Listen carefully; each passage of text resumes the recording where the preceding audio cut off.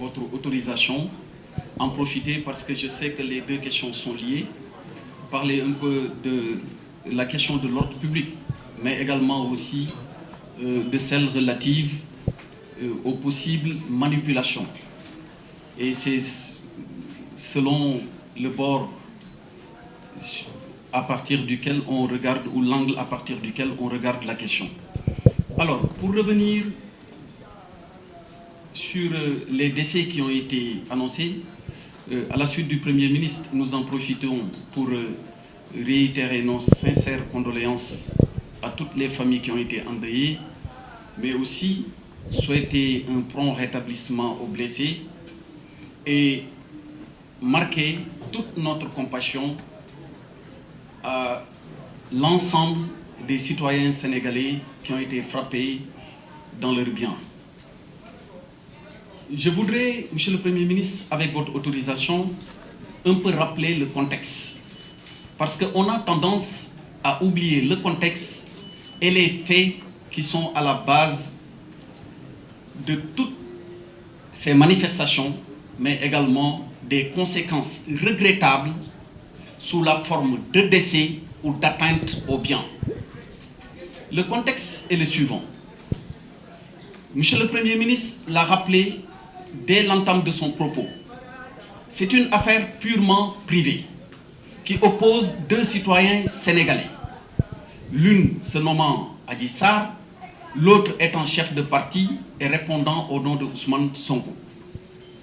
À la suite de cette accusation, on a crié au complot. On a crié à une machine destinée à empêcher un homme politique de se présenter aux élections présidentielles. Mais il faut le rappeler, nous sommes en République.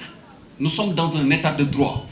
Et dans un état de droit, l'État lui-même est soumis au droit, mais les autres citoyens également sont soumis au droit.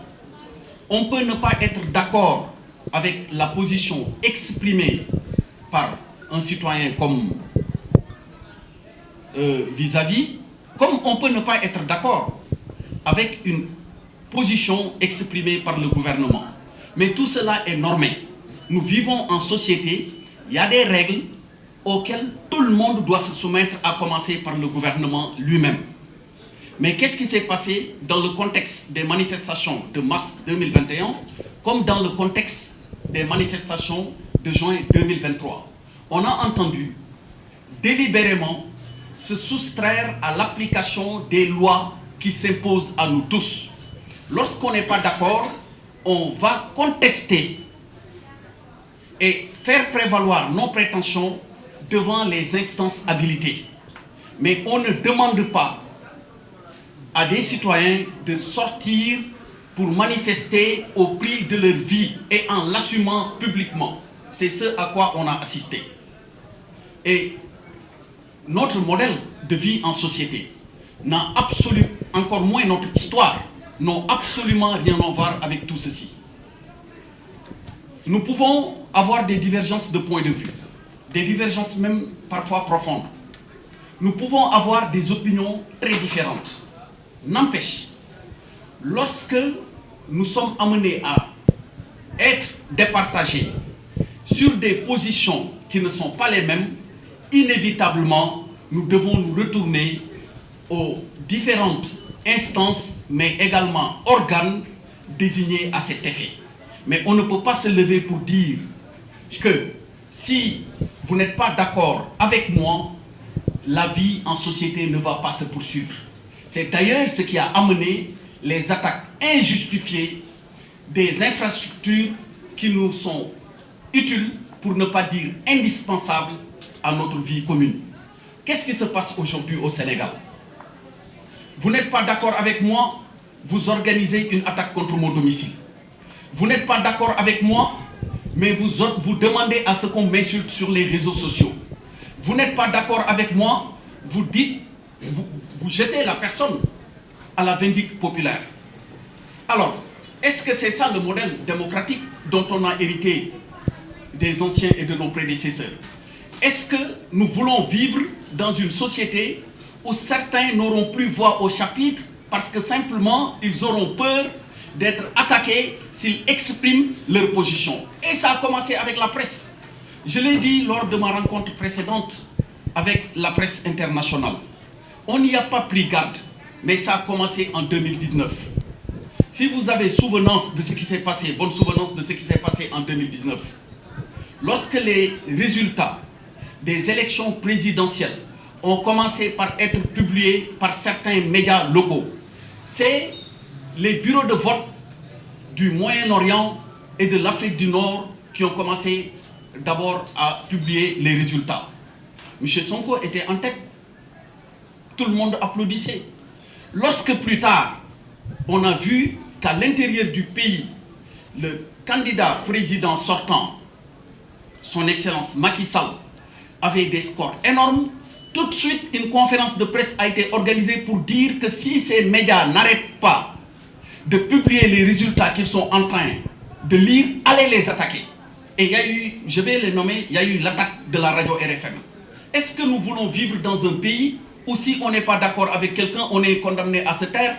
Ce n'est pas ce Sénégal que nous connaissons. Ce n'est pas ce Sénégal dont on a hérité. Et nous ne vivrons pas dans ce Sénégal où nos enfants n'auront pas le droit d'exprimer librement leur opinion parce que tout simplement ils auront peur d'être jetés à la vindicte populaire ou d'être désignés comme des traîtres ou bien quelque part comme des personnes qui sont des vendus. Non, ce n'est pas ça le Sénégal. C'est pourquoi il est important de rappeler le contexte et de rappeler les faits. Au-delà de ce contexte, qu'est-ce qui s'est passé plus récemment avec les événements du mois de juin 2023? Le leader du PASTEF a appelé à une caravane dénommée celle de la liberté, sans déclaration préalable, alors que la loi l'y astreignait. Il a déclaré qu'il ferait des étapes, et on s'est rendu compte que déjà à l'étape de Kolda, il y a eu un décès. Est-ce qu'un gouvernement responsable va laisser faire? Est-ce qu'on va laisser faire une caravane sans déclaration, des rassemblements sans respecter les formalités de la loi, avec des conséquences d'atteinte à l'intégrité physique des personnes, à l'intégrité de leurs biens sans agir? Mais que non, on ne peut pas laisser faire de tels agissements. Et c'est pour cette raison, conformément aux principes qui gouvernent le maintien de l'ordre, la doctrine du maintien de l'ordre, de façon générale dans beaucoup de pays, mais particulièrement dans le nôtre, repose sur quatre principes. D'abord, il faut de la légalité.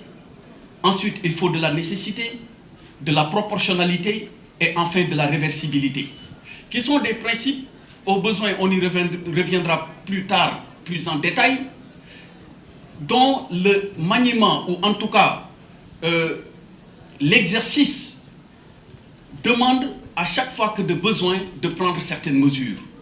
Pour répondre directement à la question de ce que vous avez appelé le blocage, mais quelqu'un qui se lève pour dire qu'il va faire une caravane, qu'il va faire des rassemblements sans déclaration, on constate des décès, est-ce qu'on va le laisser faire le tour du Sénégal, faire des rassemblements et compter les morts derrière? On ne peut pas. À partir de ce moment, et en vertu des principes sus-évoqués, il y a des restrictions qui, dans le cadre du maintien de l'ordre, peuvent lui être appliquées. Mais j'ai cité le dernier principe qui est celui de la réversibilité. Ce qui veut dire que c'est progressif. Ce n'est pas quelque chose de statique. C'est dynamique, ce n'est pas statique. En cas de, si on se rend compte que la situation, et d'ailleurs ce n'est pas la première fois, si la situation permet, ou en tout cas arrive à un moment, si on en arrive à un moment où il faut libérer, disons, les barrières, enlever les barrières ou laisser les personnes circuler, on le fera. Mais en cas de nécessité, on n'hésitera pas, que ce soit au niveau de ce quartier de Cité Keur Gorgui ou même dans une autre partie du territoire. Il arrive assez souvent que vous voyez que les forces de défense et de sécurité imposent des zones où il n'est pas possible, pour des raisons tenant à l'ordre public, en vertu du principe de précaution, de ne pas pouvoir donc circuler dans de telles zones. Voilà ce que je voulais apporter comme précision sur ce premier élément. Et Monsieur le Premier ministre, si vous permettez, je pourrais enchaîner avec les manipulations sur la police. Alors, j'en ai également parlé. Les réseaux sociaux constituent un formidable outil de diffusion de la bonne information, mais également, et malheureusement, il faut le regretter, c'est le revers, constitue également une sorte de fléau des temps modernes selon l'usage qu'on en fait. Parce qu'avec la possibilité qu'on a en temps réel de diffuser à très grande échelle certaines informations, on en arrive à avoir et à constater des dégâts énormes au Sénégal ou ailleurs.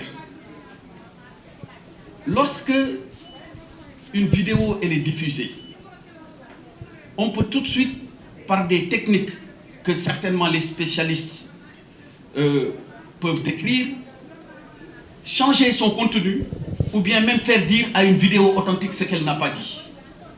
Mais quand ça arrive, quel doit être le rôle de l'État? Quand il y a une controverse sur un tel sujet, quel doit être le rôle de l'État?